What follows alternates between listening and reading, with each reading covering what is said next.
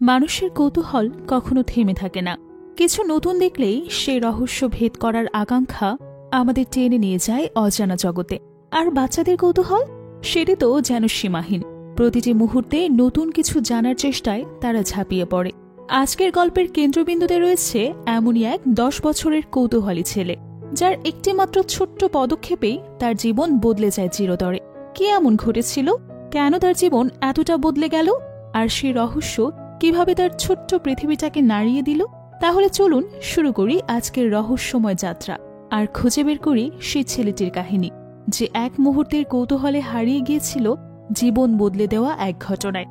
1989 সাল। শুরুতেই আমরা প্লেগ্রাউন্ডে কয়েকজন দুরন্ত বাচ্চাকে ফুটবল নিয়ে ছুটে যেতে দেখি। এখানকার প্রত্যেকটা বাচ্চার খেলাধুলা নিয়ে খুবই ব্যস্ততা। একটা গোল দেওয়াতে তারা উচ্ছ্বাসে ফেটে পড়ে। তবে সেখানে সবার থেকে ভিন্ন একটা ছেলেকে দেখা যায়, যে কিনা ছাতা মাথায় দিয়ে সবার থেকে আলাদা হয়ে বসে কিছু লেখা নিয়ে ব্যস্ত। মূলত এই ছেলেটা স্কুলের হোমওয়ার্ক করছিল। এমন সময় সেখানে সব থেকে দুরন্ত যে ছেলেটা তার কাছে ছুটে আসে, এর নাম তেও। তেও তার ব্যাগ থেকে একটা খাতা বের করে এই ছেলেটাকে দেয়, আর তার লেখা খাতাটা সে ব্যাগে ঝুঁকিয়ে নিয়ে দ্রুত এখান থেকে দৌড়ে তার বাড়িতে চলে আসে। মূলত তার কাছে থাকা অ্যালার্ম বেজে গিয়েছিল, তাকে দ্রুত বাসায় ফিরতে হবে, না হলে তার মায়ের কাছে বকুনি খেতে হবে। তো দেখা যায় কিছুক্ষণ পর তেও দৌড়াতে দৌড়াতে তার বাসার নিচ থেকে বাথরুমের পাইপ বেয়ে ছাদের উপর থেকে বাথরুমের জানালা দিয়ে তার রুমে আসছে। বলা যেতে পারে তেওর এটা প্রতিদিনকার রুটিন। সে প্রতিদিন এভাবে খেলা করতে যায়, আর এভাবেই সঠিক টাইমে বাড়িতে ফিরে আসে। তেওর কাজ দেখে বোঝাই যাচ্ছে সে কতটা চঞ্চল। তেওরা 2 ভাই, তেওর 10 বছর আর তার ভাইয়ের 13 বছর। তাদের ভেতর সম্পর্ক বাকি 5টা ভাই বোনের মতোই, ভালোবাসা, খুনসুটি, ঝগড়া সবকিছুই তাদের সম্পর্কে বিদ্যমান।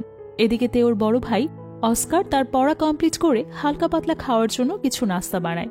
এরপর তেওকে নাস্তা দিয়ে তার রুমের দরজার কাছে এসে ডাকলো। তেও দরজা খুলে অস্কার জিজ্ঞেস করে, এতক্ষণ দরজা বন্ধ করে কি করছিলি? তোর কোনো সারা শব্দ পেলাম না যে। তেও প্রতিদিনকার মতো মিথ্যে করে বলে, পড়ছিলাম। তখন অস্কার কি পড়ছিলি সেটা জানতে চাইলে তেও ব্যাগ থেকে ওই যে তার বন্ধুকে দিয়ে রাখা যে খাতাটা লিখেছে সে খাতাটা বের করে দিয়ে বলে, এই দেখো আমি এতক্ষণ লিখছিলাম। এরপর অস্কার দেখতে পায় তেওর পা কেটে গেছে। অস্কার দ্রুত তেওর রক্তটা মুছে ঔষধ লাগিয়ে দেয়। তেও যন্ত্রণা সহ্য করতে না পেরে বারবার বলে, আমাকে ছেড়ে দাও, খুব ব্যথা করছে। এতক্ষণে অস্কার বুঝে গেছে তার ভাই ঘরে বসে পড়ছে নাকি কি করছে। মূলত তেও বাথরুমের পাইপ বেয়ে উপরে আসার সময় আঘাতে পা এভাবে কেটে গেছে। অস্কার তাকে বলে, এভাবে মিথ্যে কথা বলে আর বাইরে যাস না, কখন কোন বড় বিপদ হয়ে যাবে তখন কে সামলাবে বল? মা জানতে পারলে তোর খবর আছে। কিছুক্ষণ পর তেও বাইরে এসে দেখে অস্কার মন দিয়ে পড়াশোনা করছে, কিন্তু তেওর তো কখনোই পড়াশোনা করতে মনে চায় না। তাই সে তার ভাইকে বলে, আজ হোলিডে, চলো আমরা আজ সিনেমা দেখি। তেও যেমন সবসময় খেলাধুলা ছোটাছুটি নিয়ে ব্যস্ত থাকে, অস্কার তেমন সবসময় তার পড়াশোনা নিয়ে ব্যস্ত থাকে, অর্থাৎ একদম বিপরীত। অস্কার তেওকে জানিয়ে দেয়, এখন আমার পক্ষে কোনো মতেই সিনেমা দেখা বা খেলা করা সম্ভব না, আমি পড়াশোনা করব। এ কথা শুনে তেও ভীষণ রেগে যায়। তাই সে বলে, আমি খেলা করতে যাব, তুমি যেন মাকে বলবে না। তাছাড়া ভাইয়া, তুমি যদি পরে হোমওয়ার্ক করো তাহলে তো কোনো সমস্যা নেই, চলো না একটু মজা করি। কিন্তু অস্কার তার কথায় রাজি হয় না, বরং বলে, আমার হোমওয়ার্ক কতটা কঠিন তুই সেটা জানিস না, আমাকে অনেক পড়াশোনা করতে হবে, আর তোর কথা যদি মা জানতে পারে তাহলে আর রক্ষা থাকবে না। এভাবেই 2 ভাইয়ের তর্কাতর্কি চলতে থাকে। কেউ কাউকে কোনো কিছুর জন্য রাজি করাতে পারে না। একজন খেলতে রাজি হয় না তো আরেকজন পড়তে রাজি হয় না। তো যাই হোক, অস্কার তার পড়া শেষ করে কানে হেডফোন দিয়ে রুমে বসে গান শুনছিল। এমন সময় তার মা এসে দরজার বাইরে সিটি বাজিয়ে তার দৃষ্টি আকর্ষণ করে। তখন অস্কারও তার মায়ের মতো সিটি বাজালে অস্কারের মা এসে তার পাশে বসে। অস্কার মন খারাপ করে বসেছিল, তাই তার মা এসে জিজ্ঞেস করে, কি হয়েছে, তোমার মন খারাপ কেন? অস্কার মিথ্যা কথা বলে আর বলে, আমার কিছু হয়নি। কিন্তু মায়ের মন তো, সে তো সন্তানের কিছু হলে বুঝতে পারবে। অস্কারের মা বলে, ভাইয়ের জন্য টেনশন করছো? এমন সময় সেখানে তেও চলে আসলে তার মা বলে, নাও, তুমি এতক্ষণ যার জন্য চিন্তা করছিলে সে চলে এসেছে। এরপর তেওর মা 2 ছেলেকে রাতে ঘুমাতে বলে এখান থেকে চলে যায়। তেও তার বড় ভাইয়ের দিকে তাকালে বুঝতে পারে তার কোনো না কোনো কারণে মনটা খুব খারাপ। তাই তেওর হাতে থাকা পুতুলটা তার ভাইকে দেখে একটু মজা করলে তাতে অস্কার কোনো পাত্তা দেয় না। এ পর্যায়ে 2 ভাই যার যার মতো বিছানায় গিয়ে শুয়ে পড়ে। পরের দিন সকালে অস্কার তার বান্ধবীর সঙ্গে দেখা করতে এসে তার বান্ধবীকে না পেলে বান্ধবীর বাবার সঙ্গে গল্প করে। এমন সময় সেখানে অস্কারের বান্ধবী এলিনা আসলে অস্কার তার দিকে তাকিয়ে থাকে। তারপর এলিনা অস্কারের সঙ্গে কথা বললে অস্কার কিছুটা স্বাভাবিক হয়। তারপর অস্কার রুবিক্স কিউব হাতে নিয়ে আজ সবার সঙ্গে বাইরে খেলতে এসেছে, যাতে এলিনার সঙ্গে কিছুটা সময় কাটাতে পারে। বাইরে বের হলেই অস্কারের সঙ্গে তার ক্লাসের অন্যান্য বান্ধবীদের সঙ্গে দেখা হয়ে যায়। সে তাদের সঙ্গে হাই হ্যালো করে। সবাই তাকে হঠাৎ করে এখানে খেলতে দেখে ডাকলে সেখানে পাকা বিচ্ছু তার ভাই এসে বলে, না, আমার ভাই তো এখন খুব ব্যস্ত, সে খেলা করতে পারবে না, তাই না ভাইয়া? এ কথা বললে অস্কারের মনটা খারাপ হয়ে যায়, কারণ সে এলিনাকে পছন্দ করে, তার সঙ্গে সময় কাটাতে এসেছে। কিন্তু তার ভাইয়ের জন্য সেটা হলো না। এক পর্যায়ে বাধ্য হয়ে তাকে বাসায় ফিরে আসতে হয়। তবে দেখা যায় অস্কার শোধ নেওয়ার জন্য তেও বাসায় ফিরতেই সে তার মাকে দেখিয়ে দেয় তেও কিভাবে প্রতিদিন তার চোখ ফাঁকি দিয়ে বাইরে গিয়ে খেলা করে এবং খেলা শেষে বাড়িতে ফিরে আসে। আজ তেওকে হাতে নাতে ধরা পড়ে। তো যাই হোক, কিছুক্ষণ পর তেও লুকিয়ে লুকিয়ে এসে তার মায়ের বুকসেলফ থেকে একটা ডায়েরি বের করে সেখানে পেপারগুলো কেটে নেয়। সেই সাথে সে সেখানে একটা ছবিও দেখতে পায়, যেটা ছাদের উপর তোলা রয়েছে। এটা সে দ্রুত তার পকেটে ঢুকিয়ে নেয়। মূলত তেওর মা ওয়ার্ম হোল নিয়ে গবেষণা করত। বলা যেতে পারে তাদের মা এই গবেষণা নিয়ে এতটাই মগ্ন ছিল যে দুই ছেলে কখন কি করত সেটাও তার খোঁজ রাখার সময় ছিল না। সে শুধু তার গবেষণাকে বেশি প্রায়োরিটি দিত, যার কারণে সে খাওয়া দাওয়া ভুলে এক ধ্যানে এই গবেষণা নিয়ে ডুবে থাকত।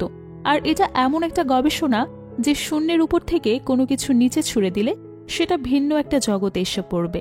তেও এই পেপারগুলো দিয়ে অনেকগুলো কাগজের প্লেন বানায় খেলা করার জন্য। তখন সেখানে শব্দ পেয়ে সে দ্রুত ওই প্লেনগুলো নিয়ে এখান থেকে লুকিয়ে পড়ে। অস্কার এসে তেওকে কোথাও দেখতে না পেয়ে তার রুমে চলে যায়।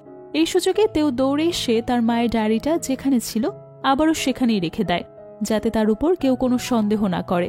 কিছুক্ষণ পর আবারও সে কিছু একটা নিতে গেলে সেখানে তার বড় ভাই অস্কার চলে আসে। পরিস্থিতি সামাল দেওয়ার জন্য তেও দ্রুত একটা বই নিয়ে পড়তে বসে যায়।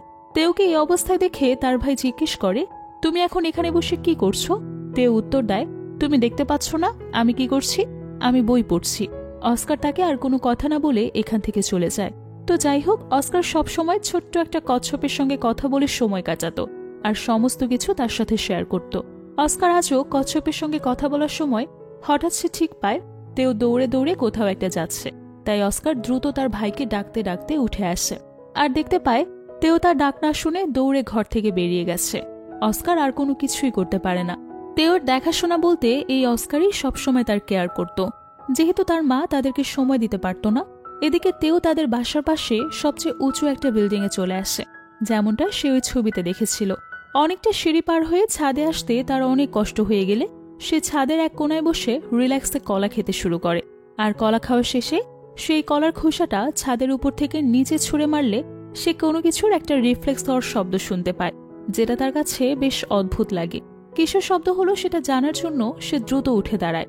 তার উপর থেকে নিচের দিকে ভালোভাবে দেখতে থাকে, কিন্তু সে কোনো কিছুই দেখতে পায় না। তাই সে এবার পরীক্ষা করার জন্য তার হাতে থাকা স্কেটিংটা উপর থেকে নিচে ছুঁড়ে মারে। দেখতে পায় এটাও ঠিক কলার খোসার মতো ওয়ার্মহোলের অদৃশ্য জগতে হারিয়ে যায় আর রিফ্লেক্সের শব্দ হয়, যেটা দেখে সে অনেক কিউরিয়াস হয়ে যায়। এগুলো কোথায় পড়লো দেখার জন্য দৌড়ে বিল্ডিং এর নিচে চলে আসে। উপর দিকে তাকালে সে কোনো অদৃশ্য দেওয়াল দেখতে পায় না। তাছাড়া সে যে কলার খোসা স্কুটি ফেলেছে সেগুলোও দেখতে পায় না। এরপর সে নিচে থেকে একটা পাথর কুড়িয়ে নিয়ে দ্রুত ছাদে চলে আসে আর এবারও পাথরটাকে নিচে ছুঁড়ে মারে। দেখতে পায় আবারও পাথরটা ওয়ার্মহোলের অদৃশ্য দেওয়ালের ভেতরে পড়ে রিফ্লেক্সের শব্দ হচ্ছে। নিচে কোনো কিছুই দেখা যায় না। এই সবকিছু দেখে তেওর কৌতূহলের কোনো শেষ থাকে না। তাই সে এবার একে একে নিজের গায়ে পোশাক খুলে নিচের দিকে ছুঁড়ে মারতে থাকে। প্রত্যেকটা জিনিস অদৃশ্য দেওয়ালের ভেতরে হারিয়ে যায়। এটা দেখে তেও অনেক খুশি হয়, তার খুব আনন্দ লাগছিল। এই খুশিতে সে দৌড়ে বাড়ি ফিরে আসে তার বড় ভাইকে জানানোর জন্য। তেওর সঙ্গে অস্কারের খুব দুষ্ট মিষ্টি একটা সম্পর্ক। তেও বাসায় ফিরে দেখে অস্কার তার উপর খুব রেগে আছে আর তার হাতে ওই ডায়েরিটা রয়েছে, যেটার পেপার ছিঁড়ে তেও প্লেন বানিয়েছে। তেও আসতেই অস্কার রেগে ডায়েরিটা ওর দিকে ছুঁড়ে মারে। মূলত অস্কারও তার মায়ের গবেষণার ডায়েরিটা পড়ত। এই বিষয়গুলো তার খুব ভালো লাগে। তেও বলে, তুমি কি পাগল হয়ে গেছো? রাগ করো না ভাইয়া, আমি তোমাকে একটা জিনিস বলতে এসেছি। ম্যাজিক দেখবে? অস্কার তার কথায় পাত্তা না দিলে তেও এসে তার হাত ধরে বলে, চলো আমার সঙ্গে, আমি তোমাকে একটা জিনিস দেখাচ্ছি। কিন্তু অস্কার তেওকে ধাক্কা দিয়ে দূরে সরিয়ে দেয়। এতে তেও ব্যথা পেয়ে সেও অস্কারকে উল্টো ধাক্কা মারে। ভাই বোন যেমনটা করে ঠিক তেমনটা শুরু হয় দুই ভাইয়ের ভেতর লড়াই। এক পর্যায়ে তেও অস্কারের হাত থেকে বাঁচার জন্য দৌড়ে তার মায়ের পেছনে এসে লুকায়। তার মা তখন রিসার্চ করছিল, তাদের দুই ভাইয়ের এমন দৌড়াদৌড়ি দেখে তার মা ভীষণ রেগে যায় আর বকা দিয়ে বলে, তোমরা এসব কি করছো, কি সমস্যা? অস্কার তখন তার মাকে বলতে আসে, দেখো না মা, ও তোমার দাড়িটা ছিঁড়ে প্লেন বানিয়েছে। অস্কারের সম্পূর্ণ কথা শেষ হওয়ার আগেই তার মা উঠে তাদেরকে বকা দিয়ে বলে, আমি আর তোমাদের কাছ থেকে কোনো কথাই শুনতে চাই না।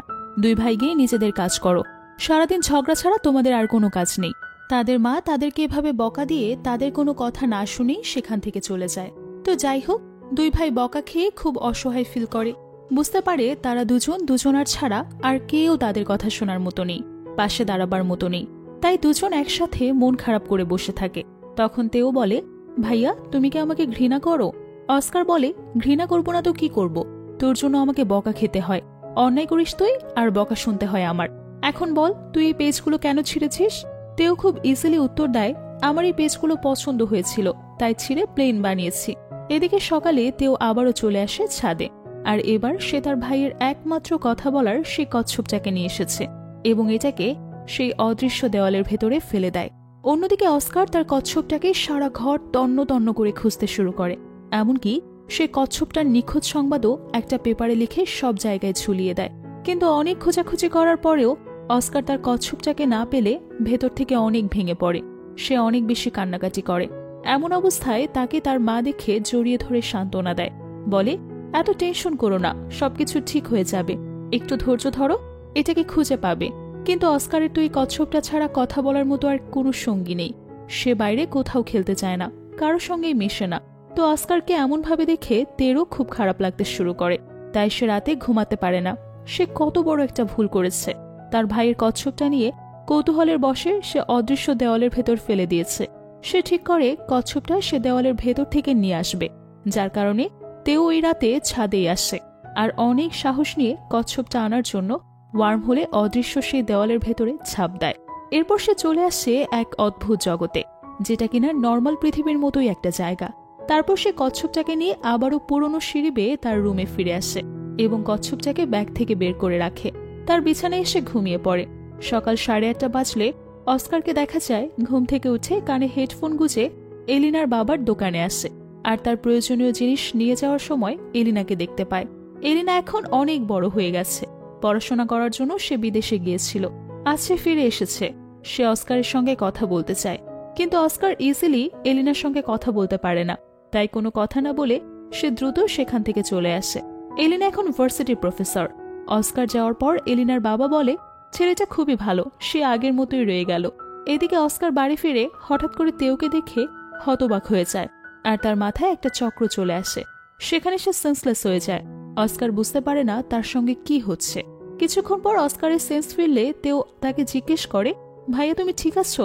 তখন অস্কার তেওকে বলে, এটা 2022 সাল, আমার কতটা পরিবর্তন হয়েছে, কিন্তু তোর কিছুই হয়নি কেন? আমি তোর ভাই, সেটাকে তুই ভুলে গেছিস? তখন তেও বলে, আমার এসবে কোনো কিছু যায় আসে না, আমি তো মাত্র ঘুম থেকে উঠলাম, এত অল্প সময় তুমি এত বুড়ো হয়ে গেছো। তেও তার পকেট থেকে এই ছবিটা বের করে দেয়, যে ছবিটা দেখে সে ছাদে গিয়েছিল। এই ছবিটা দেখে অস্কার বলে, এটা তো মায়ের ছবি, মা যখন ওয়ার্ম হোল নিয়ে গবেষণা করেছিল। এই ছবিটা সম্পর্কে আমি জানি, এটা একটা আলাদা জগতের গল্প। তো যাই হোক, তেও বলে, আমি তোমাকে আগেও এই ঘটনাটা দেখাতে চেয়েছিলাম, কিন্তু তুমি তখন আমার কোনো কথাই শোনোনি, এখন তুমি আমার সঙ্গে যেতে পারো। এই বলে তেও সেখান থেকে বেরিয়ে আসলে অস্কার তেওর পেছন পেছন ছুটে আসে। দুজনেই এখন সে বিল্ডিং এর ছাদের উপর দাঁড়িয়ে আছে। তেও আবারও এই অদৃশ্য দেওয়ালটাকে পরীক্ষা করবে।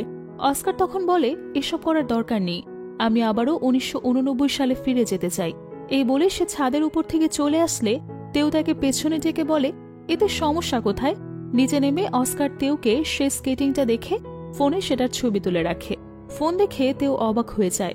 তখন অস্কার বলে, এখন ডিজিটাল যুগ, ফোন, বিভিন্ন অ্যাপ, ভিডিও গেম, বুক ইত্যাদিতে সবকিছু খুব ইজিলি পাওয়া যায়। এসব কথা শুনে তেওর আরও আগ্রহ বেড়ে যায়। তাই সে অস্কারের হাত থেকে ফোনটা নিয়ে বলে, ফোনটার নাম কি? অস্কার কোনো কথা না বলে ফোনটা নিয়ে উপরে চলে আসে। তেও বলতে থাকে, সময়ের সাথে সাথে তুমিও খুব স্মার্ট হয়ে গেছো। সময়ের পরিবর্তন, অস্কারের পরিবর্তন হলেও তেওর কোনো পরিবর্তন হয় না। তো যাই হোক, কিছুক্ষণ পর অস্কার তেওকে নিয়ে মেডিকেলে আসে। তেওকে বাইরে রেখে ডক্টরের সঙ্গে কথা বলতে যায়। অস্কার ডক্টরকে বলে, তেও 1989 সাল থেকে 2022 সালে চলে এসেছে। তার এমন অদ্ভুত কথা শুনে ডাক্তার কোনো কিছুই বলে না। মূলত ডাক্তার অস্কারের কথা বিশ্বাস করছিল না, এমন অদ্ভুত কাণ্ড কখনোই হতে পারে না। তাই অস্কার রুম থেকে বেরিয়ে আসলে তেও তাকে জিজ্ঞেস করে, ভাইয়া তুমি কি অসুস্থ? অস্কার বলে, কই না তো। এ কথা শুনে তেও খুব রেগে যায়, বলে, তাহলে তুমি ডাক্তারের কাছে কেন এসেছ? তুমি এই বিষয়টাকে নিয়ে কেন এত মাথা ঘামাচ্ছ? তখন অস্কার খুবই ইমোশনাল হয়ে বলে, তুই হয়তো মনে করছিস তোর পরিবর্তন হবে না, তুই হয়তো কখনো মৃত্যুর স্বাদ গ্রহণ করবি না, কিন্তু এটা সম্পূর্ণ ভুল। সবাইকে একদিন এই পৃথিবীর মায়া ত্যাগ করে চলে যেতে হবে। এ কথাটা শুনে তেও বেশ মন খারাপ করে। অস্কার বলে, চল বাসায় ফিরে যাই। বাসায় ফিরে দেখে অস্কারের বান্ধবী ক্যামিলা তাদের জন্য ওয়েট করছে। হঠাৎ করে অস্কার তার বান্ধবীকে দেখে বেশ অবাক হয়ে যায়। অস্কার তার সঙ্গে হাই হ্যালো করে। তখন ক্যামিল বলে, তোমার জন্য অনেকক্ষণ অপেক্ষা করেছি। ভেতরে তোমাদের দাদি কেমন সব পাগল পাগল গল্প করছিল আমার সঙ্গে। মূলত অস্কারের মাকে সে তার দাদি মনে করেছে, কারণ তারা অনেক বয়স হয়ে গেছে। এমন সময় তেওর দিকে তাকালে অস্কার বলে, ও আমার চাচাতো ভাই সাইবেরিয়া থেকে বেড়াতে এসেছে। তখন অস্কারের চোখ পড়ে তাদের রুমে থাকা তেওর ছবির দিকে, তাই সে ধীরে ধীরে এসে ছবিগুলোকে উল্টে দেয়, যাতে ক্যামিল তেওর ছবিটা না দেখতে পারে। আসলে তারা তেওর আসল পরিচয় রিভিল করতে চায় না, কারণ সত্যিটা কেউই বিশ্বাস করবে না। তেওর সঙ্গে পরিচয় করিয়ে দিলে তেও ক্যামিলের সঙ্গে হাই হ্যালো করে। তেওর গায়ে পুরাতন স্টাইলে জামা কাপড় থাকায় অস্কার বলে, ওর বাবা খুব সেকেলে ধরনের, তাই এ ধরনের জামা কাপড় পরেছে। ক্যামিল বলে, তাদের সমস্যা নেই, ওকে দেখতে বেশ ভালোই লাগছে। কথাবার্তার এক পর্যায়ে ক্যামিল জিজ্ঞেস করে, তোমার নামটাই তো জানা হলো না, তোমার নাম কি? তেও খুব ভাব নিয়ে বলে, আমার নাম তেওগো। তারপর ক্যামিল এখান থেকে চলে গেলে তারা দুই ভাই তাদের রিসার্চ রুমে আসে। রাতে তারা তাদের রুমে সে আগের মতো ঘুমাতে আসে। আগে যেমন তারা 1989 সালে ঘুমাতো, এখন 2022 সালেও ঠিক তেমন ভাবেই ঘুমায়। তো দেখা যায় কারোরই ঘুম আসে না। তখন তেও বলে, তোমার ফোনটা একটু দেবে, দেখবো। কিন্তু অস্কার ফোন দেওয়া যাবে না বলে জানিয়ে দেয়। মূলত তেও ফোনটা নিয়ে বিভিন্ন গেম সম্পর্কে যে কথা শুনেছিল সেই গেমগুলোই খেলতে চায়। 1989 সালে তো সে বন্ধুদের সঙ্গে অনেক গেম খেলতো, কিন্তু এখন যেহেতু 2022 সাল, সবকিছুই চেঞ্জ হয়ে গেছে। আগের বন্ধুগুলো নেই, খেলার মাঠ নেই। পরের দিন তেও একটা গেম শপে এসে বিভিন্ন ধরনের গেমের জিনিসপত্র দেখতে থাকে। 3D গেমগুলো দেখে সে অনেক আনন্দ পায়। এরপর সে একটা সানগ্লাস পরে 3D গেমগুলো অনেক এনজয় করতে থাকে।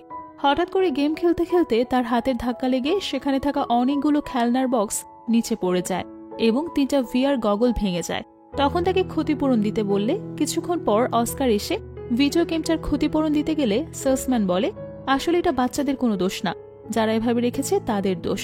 অস্কার বলে, আমাদের কত টাকা দিতে হবে? তখন সেলসম্যান 1123 টাকা চাইলে অস্কার তার ক্রেডিট কার্ডটা বের করে দেয়। তখন 3টার দাম চাইলে অস্কার অনেক বেশি রেগে যায়, তাই সে ক্রেডিট কার্ডটা নিয়ে তেওর হাত থেকে খেলনার বক্সটা সেলসম্যানকে দিয়ে চলে যায়। কারণ বিনা কারণে অস্কার এত টাকা ক্ষতিপূরণ দিতে পারবে না। যেহেতু সেলসম্যান স্বীকার করেছে এটা বাচ্চাদের দোষ না, বড়রা এভাবে ভিডিও গেমগুলো রেখেছে, তাই হাতে লেগে ভেঙে গেছে, তাই সে কেন তার ভাইয়ের জন্য এত টাকা ক্ষতিপূরণ দেবে? তো যাই হোক, বাড়িতে ফিরে আসার সময় অস্কার তেওকে অনেক বকাঝোকা করতে থাকে আর বলে, আর কখনো যেন এমন ভুল না হয়। দেখা যায় তেওর এসব কিছুতে তেমন কোনো কিছুই যায় আসে না, সে তার মতোই চলতে থাকে। রাস্তায় কিছু একটা দেখে তেও মাঝ রাস্তায় দাঁড়িয়ে যায়। এদিকে অস্কার কিছুটা পথ এসে দেখে তার ভাই পেছনেই দাঁড়িয়ে আছে, তার কথার কোনো ইম্পর্টেন্সই নেই। এরপর তারা দুই ভাই চলে আসে এলিনার বাবার দোকানে। অস্কার বারবার করে তেওকে শিখিয়ে দেয়, দোকানে গিয়ে তুমি কোনো কথা বলবে না। তেও তার ভাইয়ের কথায় রাজি হয়ে যায়। এরপর অস্কার দোকানের ভেতর এসে এলিনার বাবাকে বলে, অনেক বছর আগে আমার মা আপনাকে একটা বই দিয়েছিল, সেটা আপনার মনে আছে? এলিনার বাবা বলে, হ্যাঁ মনে আছে, সেটা আমি এনে রেখে দিয়েছি। এই কথা শুনে অস্কার বলে, ওই বইটা আমাকে দেওয়া যাবে? এমন সময় এলিনার বাবা সেখানে তেওকে দেখতে পায়। তার কথা জিজ্ঞেস করতেই অস্কার ক্যামিলকে যেভাবে পরিচয় করে দিয়েছিল সেম ভাবেই বলে, ও আমার চাচাতো ভাই। তবে তেওর পাকা পাকা কথা শুনে এলিনার বাবা খুব খুশি হয়। এমনকি এলিনার বাবা পুরনো সিনেমার একটা নায়কের স্পিডের সঙ্গে তেওর স্পিডের প্রশংসা করে। এ কথা শুনে তেও সেই সিনেমার নাম বলে দেয়। শুকনাভি সিনেমার হিরো এমন চঞ্চল ছিল। ছোট্ট এতটুকু বাচ্চার মুখে এত পুরনো মুভির কথা শুনে এলিনার বাবা আরো চমকে যায়, বলে, এতটুকু বাচ্চা এত পুরনো ছবির নাম কি করে মনে রেখেছে? তেও মুভি দেখতে পছন্দ করে, যেটা গল্পের শুরুতেই বলেছি। এমন সময় সেখানে এলিনা চলে আসে। এলিনাকে দেখে তেও বলে ওঠে, আরে এলিনা, তুমি তো দেখতে বেশ সুন্দরী হয়ে গেছো। এলিনা তেওর কথা শুনে অবাক হয়ে যায়, কারণ সে তাকে কখনোই দেখেনি। তাহলে এলিনাকে তেও কিভাবে চিনল? তখন এলিনা বলে, আমি তো তোমাকে চিনতে পারলাম না, তুমি কে? পাশ থেকে এলিনার বাবা বলে, ও হচ্ছে অস্কারের চাচাতো ভাই, ওর বাবা মারা গেছে, সিকিম থেকে এসেছে এখানে অস্কারের সঙ্গেই থাকার জন্য। তো যাই হোক, সেই বইটা দেওয়ার জন্য এলিনা অস্কার আর তেওকে তাদের বাড়িতে নিয়ে আসে। এবং এলিনার 2 ছেলে মেয়ের সঙ্গে তাদের দুজনের পরিচয় করিয়ে দেয়। একজনের নাম অ্যালবা, আরেকজনের নাম পেবোলো। এতদিনে এলিনা বিয়ে করে নিয়েছে আর তার 2 সন্তানও আছে। তবে তার স্বামীর সঙ্গে তার ডিভোর্স হয়ে গেছে, অর্থাৎ এলিনা এখন সিঙ্গল মাদার। এরপর তারা 2 ভাই তাদের কাজে লেগে পড়ে। অস্কার তেওকে জিজ্ঞেস করে, মা বলেছে তোকে এই বইয়ের রিসিপ্টটা সে কোথায় রেখেছিল। অস্কারের কথায় তেও কোনো উত্তর না দিলে অস্কার রেগে গিয়ে তেওকে একটা ধাক্কা দেয়। তখন তেও ব্যথা পেয়ে বলে, তুমি আমাকে ব্যথা জায়গায় ব্যথা দিলে, সেদিন আমাকে ধাক্কা দিলে আমি এখানেই ব্যথা পেয়েছিলাম, মনে নেই? এই কথাগুলো শুনে সেখানে থাকা অ্যালবা আর পেবোলা বলে, তুমি কি তোমার বাবাকে গালি দিলে? তখন তেও বুঝিয়ে বলে, উনি আমার বাবা নয়, আমার বড় ভাই।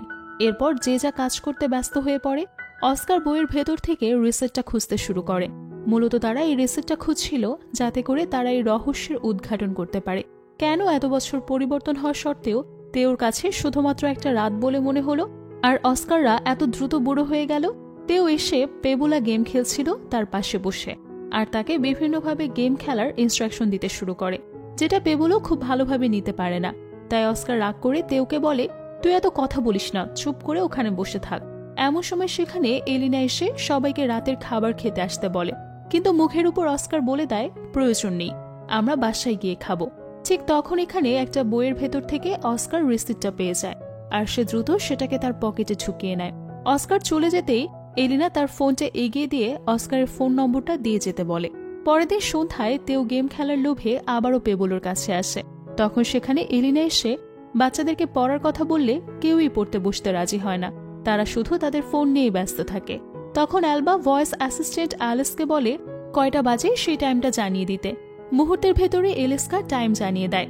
এটা দেখে তেও পুরো অবাক হয়ে যায়, কারণ সে এত আধুনিক ডিভাইস সম্পর্কে কোনো কিছুই জানে না, কারণ সে তো 1989 সাল থেকে এসেছে। আর এখন বর্তমান যুগ খুবই স্মার্ট, এখন সবকিছু রোবট দিয়ে করা হয়, তাই তেওর কাছে সবকিছু অদ্ভুত মনে হচ্ছিল। এই বিষয়টাতে তেও অবাক হয়ে অ্যালবা তাকে অপমান করে বলে, জীবনের প্রথম মনে হয় এমন কিছু দেখলে। এই কথা শুনে এলিনা তাকে ধমক দিয়ে ভালোভাবে কথা বলতে বলে। এরপর তেও তার বাসায় ফিরে আসে, আর তার ভাইকে বর্তমান যুগের ডিভাইস, ভিডিও গেম সহ অন্যান্য বিষয়ের অনেক প্রশংসা করতে থাকে। এমন সময় অস্কার তাকে একটা গুড নিউজ দেয়, সেও রিসিপ্টটা খুঁজে পেয়েছে। এটা শুনে তেও অনেক খুশি হয়, কারণ সে আবারও তার শহরে ফিরে আসতে পারবে। পরের দিন তারা 2 ভাই আবারও একটা ফ্লাইওভারের উপরে আসে, আর তাদের হাতে থাকা কিছু ফল ফ্লাইওভারের উপর থেকে ফেলে দেয়। কিন্তু দেখা যায় ওই অদৃশ্য দেওয়ালটা এখানে নেই। এটা দেখে তারা দুজনে খুব হতাশ হয়ে যায়। কি করা যায় তা ভাবার জন্য তারা আবারও তাদের ওই রিসার্চ রুমে আসে, আর সেখানে এসে তারা বিভিন্ন হিসাব করতে থাকে। মূলত অস্কার তার মায়ের থেকে এই গবেষণার টুকটাক কিছু শিখে নিয়েছিল। এদিকে বোর্ডে লেখার সময় অস্কারকে বিরক্ত করার জন্য তেও বলে, এলিনা কি তোমার গার্লফ্রেন্ড? এ কথা শুনে অস্কার রেগে যায়, বলে ও আমার গার্লফ্রেন্ড হতে যাবে কেন, শুধু ভালো বন্ধু, তাছাড়া এখন ওর বাচ্চা আছে। অন্যদিকে এলিনা তার ফোনে একটা মেসেজ পেয়ে সোজা তার পুরো ফ্যামিলি সহ অস্কারদের বাড়িতে চলে আসে। হঠাৎ করে এলিনারা অস্কারদের বাড়িতে আসায় অস্কার তো পুরো অবাক হয়ে যায়। সে এতটাই চমকে গিয়েছিল যে তাদের দরজার থেকে ভেতরে আসতে পর্যন্ত বলতে তার খেয়াল থাকে না। তখন সেখানে তেও এসে তাদের সবাইকে ভেতরে নিয়ে আসে। মূলত এই কলকাঠিটা তেও নেড়েছিল। তেও লুকিয়ে লুকিয়ে এলিনাকে আসার জন্য মেসেজ দিয়েছিল। তো দেখা যায় এলিনারা মিষ্টি, বিস্কুট ও খাবার নিয়ে এসেছে। তারা সবাই মজা করে খায়, সেই সাথে যে যার কাজে ব্যস্ত। তেও পাবেলের সাথে গেম খেলে, তো অ্যালবা হাতে রুবিক্স কিউব নিয়ে বসে যায়। দাদি এলিনা আর তার বাবার সঙ্গে গল্প করে। পরের দিন আবারও এলিনা একাই অস্কারদের বাড়িতে আসে, আর চুপি চুপি অস্কারের রুমে ঢুকে দেখে অস্কার গান শুনছে। পেছন থেকে অস্কারকে ডাকতে ডাকতে তার কাছে গেলে অস্কার হঠাৎ করে এলিনাকে দেখে ভয় পেয়ে যায়, কারণ তার কানে হেডফোন দেওয়া ছিল। সে বাইরের কোনো সাউন্ডে শুনতে পায়নি। আর যখন তারা গল্প করছিল তখন কাবাব মে হাড্ডি হয়ে সেখানে তেও হাজির হয়। তবে তেও সবসময় চাইতো তার ভাইয়ের সঙ্গে এলিনার যেন রিলেশন হয়। এরপর এলিনা তেওকে নিয়ে একটা শপিং মলে আসে তেওর জন্য কিছু ড্রেস কিনতে, সাথে তার ছেলে মেয়েকেও নিয়ে আসে। কিন্তু এলিনার ছেলে মেয়েরা বিষয়টাতে একটুও খুশি হয় না। অন্যদিকে ট্রায়াল রুমে তেও নতুন গেঞ্জি পরে ফুটবল খেলার সময় যেমন গোল গোল বলে চিৎকার করত তেমন চিৎকার করতে শুরু করে, যেটা শুনে এলিনা বুঝে ফেলে এটা আসলে তেও। তখন এলিনা ভেতরে ঢুকে তেওর নাম ধরে ডাক দিলে তেও সাড়া দেয়। তারপর এলিনা ইমোশনাল হয়ে তেওকে জড়িয়ে ধরে, আর তার এখানকার এই অবস্থা জানতে চাইলে তেও ওই দিনের লাফ দেওয়ার ব্যাপারটা সম্পূর্ণভাবে এলিনাকে খুলে বলে। তবে সে এতদিন পর তেওকে দেখে অনেক খুশি হয়। এরপর এলিনা সেই বিষয়টা অস্কারের সঙ্গে শেয়ার করে। তারপর এই সবকিছু কি করে হলো অস্কার এলিনাকে এক্সপ্লেইন করে। এমনকি একটা কয়েন ছাদের উপর থেকে নিচে ড্রপ করলে সেটাই অদৃশ্য দেওয়ালের ভেতরে হারিয়ে যায়, যেটা দেখে এলিনা রীতিমতো চমকে যায়। অস্কার বলে ওই জগৎটা 1989 সালের আর তারা বর্তমানে 2022 সালে। সময়টা অনেক ফাস্ট হয়ে গেছে, প্রায় 200 মিলিয়ন টাইম ফাস্ট, অর্থাৎ 33 বছরের মতো বেশি সময়, যার কারণে তাদের বয়স বাড়লেও 23 আগের মতো বয়সটাতেই থেমে আছে। এই সবকিছু এলিনার কাছে স্বপ্নের মতো মনে হয়। সে প্রথমে কোনো কিছুই বিশ্বাস করতে পারছে না। এরপর থেকে এলিনাও তাদের এই রিসার্চে সাহায্য করতে থাকে। এদিকে তেও পেবুলোকে ডেকে তার খেলনাগুলো বের করে দেখায়। এটা দেখে তারা তো খুব অবাক হয়ে যায়, এত আগের আমলের খেলনা তার, টেলিফোন, ওয়াটার ফিশ। তবে পেবুলোর এই ওয়াটার ফিশটাকে দেখে বেশ ভালো লাগে, তাই সেটাকে তার সঙ্গে করে নিয়ে যায়। অন্যদিকে অস্কার আর এলিনা দুজনকে অনেক পছন্দ করে, কিন্তু তারা কখনোই কেউ কাউকে কিছুই বলতে পারে না। ছোটবেলা থেকেই এখনো কেউ সাহস করে কিচ্ছু বলতে পারেনি। তো দেখা যায় অস্কার এলিনা আসবে বলে নিজে বেশ সুন্দর করে সাজুগুজু করে পারফিউম লাগিয়ে রেডি হয়ে যায় প্রিয় মানুষটার সামনে একটু ভাব নেওয়ার জন্য। অস্কারকে হঠাৎ করে এভাবে দেখে এলিনা খুশি হয়।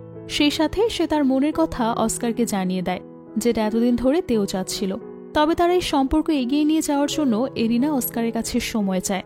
পরের দিন তেও অ্যালবা আর পেবুলোকে সাথে নিয়ে সমুদ্রের কাছে আসে, আর সে ওয়ার্মহোল সম্পর্কে সবকিছু বলে দেয়। কিন্তু তারা কেউই তেওর কথা বিশ্বাস করে না। তখন তেও তার হাতে থাকা একটি পাথর সমুদ্রের ভেতরে ফেলে দিয়ে অদৃশ্য জগতে হারিয়ে যায়, আর সে রিফ্লেক্সের শব্দ হয়, কিন্তু এটাকে তার খুব বেশি সিরিয়াসলি নেয় না। এক পর্যায়ে তাদের কথোপকথনে অ্যালবাই সিদ্ধান্ত দেয় যে তুই এটা প্রমাণ করে দেখা, আর এটা প্রমাণ করতে হলে তেওকে ঝাঁপ দিয়ে আবারও 1989 সালে চলে যেতে হবে। তেও তার কথার প্রমাণ দেওয়ার জন্য রাজি হয়ে যায় এবং গতবারের মতনই অনেক সাহস করে সে ব্ল্যাক হোলের ভেতরে লাফ দেয়। তেওর কথাটা সত্যি যাচাই করার জন্য অ্যালবাও তার পেছন পেছন লাফ দেয়। যেহেতু দুজন লাফ দিয়েছে, আশেপাশে আর কেউ নেই, তাই পেবুলো কি করবে কোনো কিছুই বুঝে উঠতে পারে না। তাই শেষ পর্যন্ত সেও লাফ দেয়। কিছুক্ষণ পর তারা তিনজন সমুদ্রের ভেতর থেকে সাঁতার কাটতে কাটতে একটা পাড়ে এসে ওঠে। সবকিছু আগের মতো স্বাভাবিক মনে হলেও তারা এখন 1949 সালে চলে গেছে। এদিকে এলিনা অস্কারকে ফোন দিয়ে বলে, তুমি বাচ্চাদেরকে দেখেছো? ওদের কোথাও খুঁজে পাওয়া যাচ্ছে না। আমি ওদেরকে ফোন করেছিলাম, ওদের ফোনের সুইচ অফ। আমাদের পুলিশ স্টেশনে যেতে হবে, তুমি দ্রুত ফিরে আসো।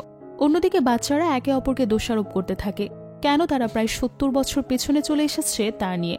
এখন তারা এখানে কি করে সার্ভাইভ করবে সেটাই বুঝতে পারে না। এমন সময় তেও বলে, আমার কাছে একটা বুদ্ধি আছে যেটাতে আমরা ভালো টাকা পাবো, আর সে টাকা দিয়ে আমরা এখানে খুব ভালোভাবে সার্ভাইভ করতে পারবো। তেওর কথা মতো বাকি দুজনে রাজি হয়ে যায়।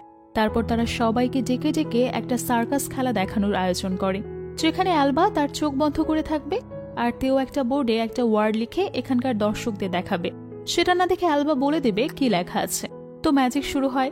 ম্যাজিক দেখার জন্য এখানে মুহূর্তের ভেতর অনেক দর্শক জড়ো হয়। ম্যাজিক দেখে সবাই খুশি হয়ে হাততালি দেয়। মূলত এই ম্যাজিকের পেছনে আসল রহস্য হলো অ্যালভার কানে ব্লুটুথ। দূর থেকে বোর্ডে কি লেখা সেটা পেবুলো বলে দিচ্ছিল। সেটা শুনে শুনে অ্যালবা বলছিল, তাদের এই চালাকি এখানকার কেউ ধরতে পারে না, বরং খুশি হয়ে তাদেরকে টাকা দেয়। হঠাৎ করে তারা এখানকার পুলিশকে দেখে সিটি মেরে যে যার মতো দৌড়ে পালিয়ে যায়।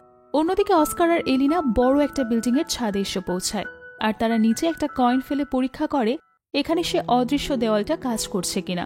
মুহূর্তের ভেতর দেখতে পায় এখানে সেই অদৃশ্য দেওয়ালটা রয়েছে, যেটা দেখে তারা দুজন ডিসিশন নেয় এখানেই তারা দেওয়ালের ভেতরে ঝাঁপ দিয়ে 1989 সালে চলে যাবে, আর সেখানে গিয়ে তারা ওদের সবার দেখা পাবে। অস্কারদের কাছে এখানে থাকার চেয়ে ওদের খুঁজে বের করাটাই বেশি গুরুত্বপূর্ণ। তো দুজনে অনেক সাহস করে হাত ধরে একসাথে অদৃশ্য দেওয়ালের ভেতরে ঝাঁপ দেয়, আর তারা এসে পৌঁছায় 1989 সালে। এখানে এসে এলিনার ভীষণ ভালো লাগে। এরপর তারা দুজন ব্যস্ত হয়ে পড়ে তাদের তিনজনকে খোঁজার জন্য। এদিকে এই তিনজনের শেষ রক্ষা হয় না। এই শহরে নতুন দেখে তাদেরকে একজন ধরে নিয়ে একটা জায়গায় চলে আসে। তবে তিনজনের মনে কোনো দুঃখ নেই, কারণ তারা একসঙ্গে আছে এই জন্য। এরপর অস্কাররা তাদের রুমে ফিরে এসে দেখতে পায় সেখানে অস্কারের সে ছোটবেলার তার কচ্ছপটা হারিয়ে যাওয়ার জন্য যে কান্নাকাটি করেছিল সেই দৃশ্য, যেটা দেখে অস্কার অনেক ইমোশনাল হয়ে যায়। অর্থাৎ 1989 সালে এখনো অস্কার এখানে সেই বয়সেই আছে। এদিকে তেও তার মাকে এখানে দেখে জড়িয়ে ধরে। তারা সবাই খুব মজার করে তাদের ছবি তোলে, আর এই ছবিটা আশ্চর্যজনকভাবে তেওদের রুমে থাকা একটা ছবির সঙ্গে মিলে যায়, যেটা দেখে অস্কার বুঝতে পারে এখন তার ভাই কোথায় আছে। তারা দুজনও সেম ভাবে সমুদ্রের ওখানে গিয়ে পানিতে লাফ দেয়, সিটি বাজায়, আর তাদেরকেও দুজন বন্দুকধারী লোক এসে অ্যারেস্ট করে নিয়ে যায়। আর সেখানে তারা এই তিনজনকে দেখে অনেক খুশি হয়। এলিনা তার দুই সন্তানকে কাছে পেয়ে বুকে জড়িয়ে ধরে। এরপর তাদের সবাইকে একটা গাড়িতে করে তাদের বাড়িতে ফিরিয়ে দেয়া হয়। বাসায় ফিরে অস্কার তার দাদির জন্য তার পছন্দের রুটি নিয়ে আসে, যেটা দেখে তার দাদি জিজ্ঞেস করে রুটি কে এনেছে। তেও বলে ভাইয়া এনেছে, যেটা শুনে দাদি অনেক খুশি হয়। এরপর তেও তাদের সবাইকে ছেড়ে তার নির্দিষ্ট গন্তব্যে চলে যেতে চায়। তার নির্দিষ্ট গন্তব্য হলো 1989 সালে ফিরে যাওয়া। যখন তেওকে অস্কার বিদায় জানাচ্ছিল, সে তখন অনেক ইমোশনাল হয়ে যায় আর এই প্রথমবার বলে, আমি তোকে অনেক মিস করব, সত্যি আমি তোকে অনেক ভালোবাসি ভাই, যেটা কখনো বলা হয়ে ওঠেনি। এই কথা শুনে তেও তার বড় ভাইকে বুকে জড়িয়ে ধরে।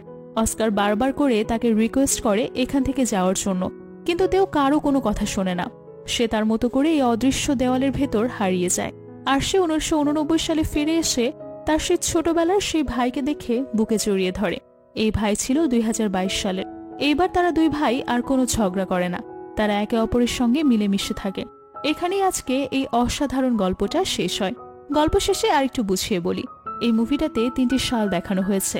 শুরু হয় 1989 সালে, আর অদৃশ্য দেওয়ালের ভেতরে লাফ দিয়ে তারা চলে আসে ফার্স্ট লাইফে, অর্থাৎ 2022 সালে। আর সেখান থেকে যখন আবারও তারা সমুদ্রের ভেতরে লাফ দেয়, তখন চলে আসে 1949 সালে। আর এখানে তেও তার বড় ভাই এবং তার সেই সমকালীন ভাইটিকে দেখতে পায়। সবার পরিবর্তন হলেও তেওয়ের কোনো পরিবর্তন হয় না। আশা করি গল্পটা সবাই বুঝতে পেরেছেন। আজকের এই গল্পটা আপনাদের কাছে কেমন লেগেছে অবশ্যই কমেন্ট করে জানাবেন। এমন সব গল্প ভালো লাগলে আমাদের চ্যানেলটিকে অবশ্যই সাবস্ক্রাইব করবেন। দেখা হবে পরবর্তী ভিডিওতে। ততক্ষণ পর্যন্ত সবাই ভালো থাকবেন। ধন্যবাদ সঙ্গে থাকার জন্য।